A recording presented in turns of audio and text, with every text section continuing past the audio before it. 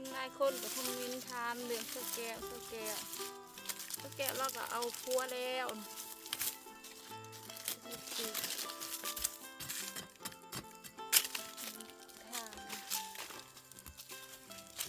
เราเอากับว้าวทางสหรัฐมาเอาเนาะนี่คือบรรยากาศสวนน้องอ่อนโคตรหกเลย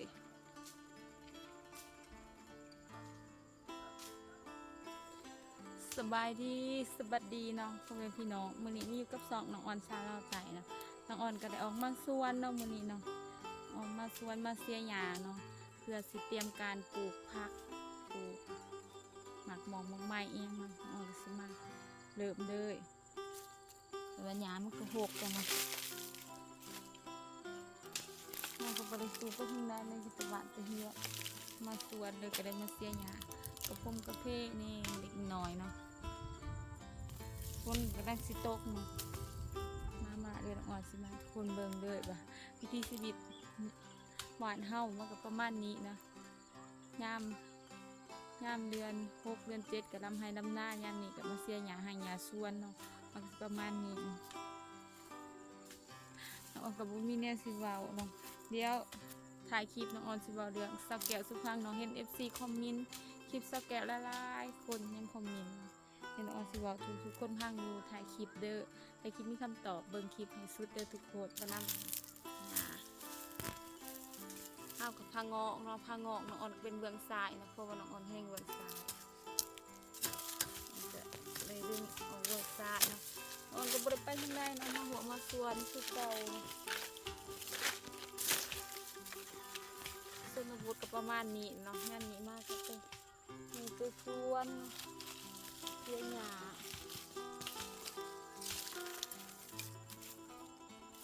าคาหุ่นเนาะ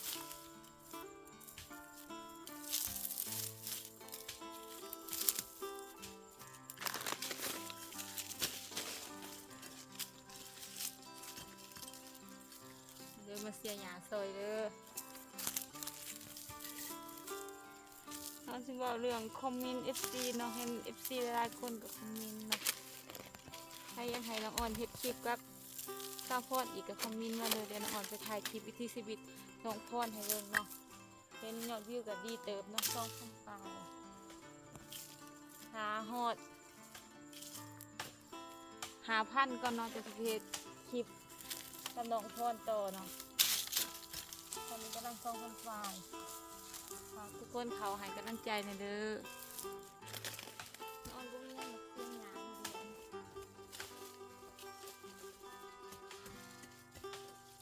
หยาก็โคตรหกเลยนะ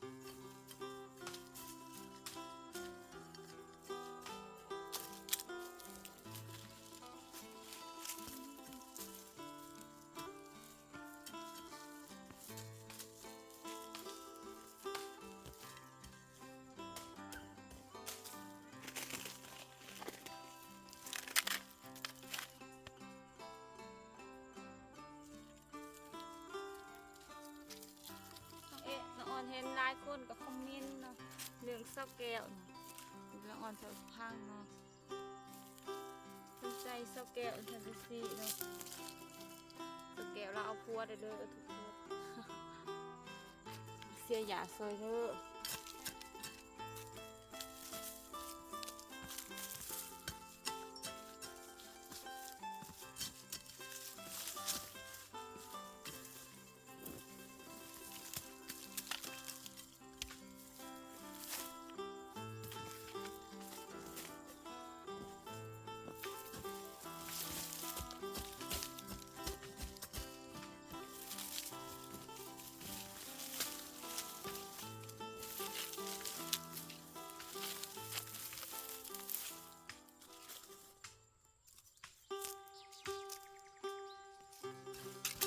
โคตรหกเลยนะ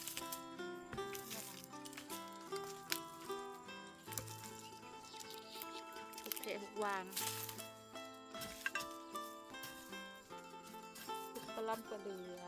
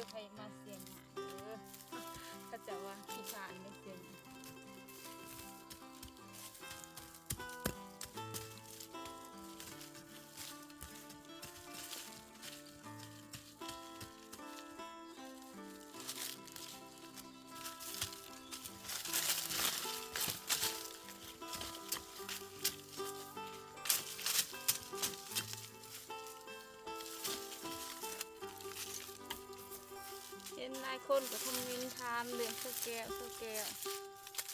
เราก็เอาพัวแล้ว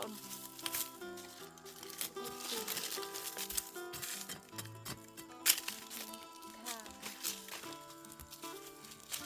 ก็เอากับ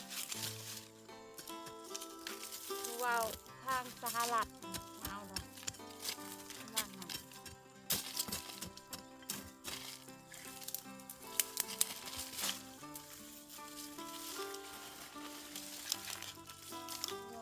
สหรัฐอเมริกา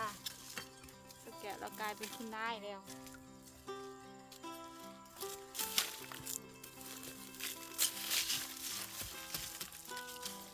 สแกะเรากลายเป็นคุณนายแล้วเลยตรงนี้ดูสะอ่อนแยะ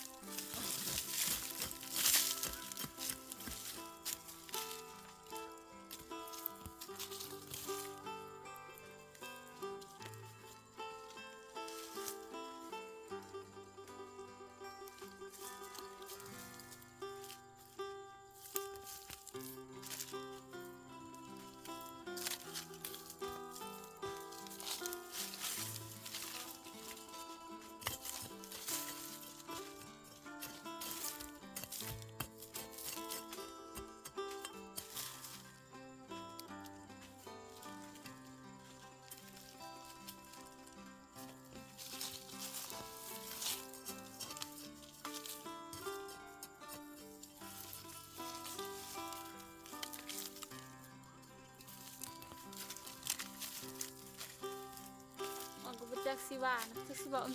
เรามีแนวเว้านะ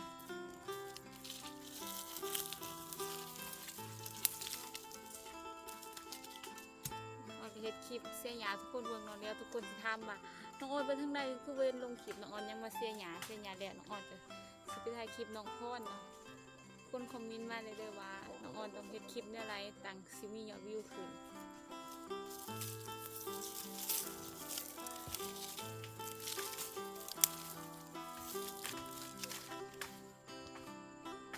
เด้อมาเลยมาเสียหยาน้ำกันทุกคนฝนกับไก่สิตกแล้วเนาะฝนล้นแล้วฝนบริตกเนาะแล้วบางเทื่อมันกับสิตกมื้อนี้เห็นมืดๆนี่น้องอ่อนก็ประมาณอยู่ประมาณ2 โมงเนาะแบบว่ามันมืดนะฝนกำลังสิตกฝนตกตั้งแต่ข้าวต้นเดือน1ต้นเดือน2ต้นเดือน2เดือน3นี่ก็เขาเดือน4เนาะฝนก็ยังไม่เคยตกค่ะวันยังขี้ไงยังกลุ่มยังเสียอย่างผ่าเขาหกน้ำมันนี่อาจจะมีฝนตกเนาะน้องออนก็ขอบใจทุกคนเด้อที่เข้ามาให้กำลังใจนะและซัพพอร์ตน้องออนตลอดมาขอบใจหลายๆน้องออนก็ว่าค่อยเก่งกันได้บอกค่ะเครื่องให้อายอยู่เนาะขอโทษนำทุกคนขอโทษขออภัยเราผิดพลาดประการใดก็ขอโทษนำ FC ทุกคนเด้อว่า FC ทางฝั่งไทยหรือทางต่างประเทศก็ขอโทษหลายๆน้องพันอ่อนเราผิดพลาดอีกกัน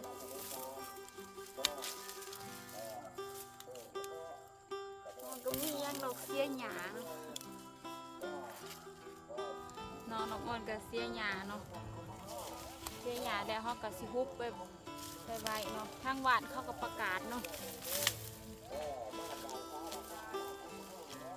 น้องอ่อนกับฝนกำลังสิตกลงมาเนาะแล้วน้องอ่อนกับสิได้หยุดคลิปไว้เพียงเท่านี้ไว้พอกันคลิปหนาเนาะฝากทุกคนกดติดตามส่องน้องอ่อนชาวเราไต่เลยทุกคนเพื่อให้กำลังใจน้องเฮ็ดคลิปต่อไปเนาะเพราะว่าน้องอ่อนกำลังเว้าฝนกระตกเลยเนาะก็ขอบใจทุกคนเด้อที่เข้ามาให้กำลังใจคนวันนอกวันหน้าคนนี้เนาะให้โอกาสสาววันนอกวันหน้าคนหนึ่งเนาะอยู่จะให้แต่ส่วนน้องมีเอียงลายน้องก็ดีใจหลายๆทุกคนให้ความสนใจคนวันนอกวันหน้าเนาะน้องอ่อนกับเบาลายกับมันก็สิเหยื่อสิยาวเนาะฝนกระตกเนาะเดี๋ยวน้องอ่อนจะสิเขาห่มเนาะแล้วเฮาก็มาเสียหยาเห็นจังหน่อย FC ที่ถามน้องอ่อนไปใส่คือบ่ลงคลิปน้องอ่อนมาเสียหยาเด้อเนาะเบิ่งโฆษณาเพื่อน้องอ่อนเด้อสำหรับที่นี่น้องอ่อนขอกล่าวคำว่าสบายดีด้วยนะเดี๋ยวพบกันคลิปหน้าเด้อฝากกดติดตามช่องน้องอ่อนสาวเราไต่เด้อ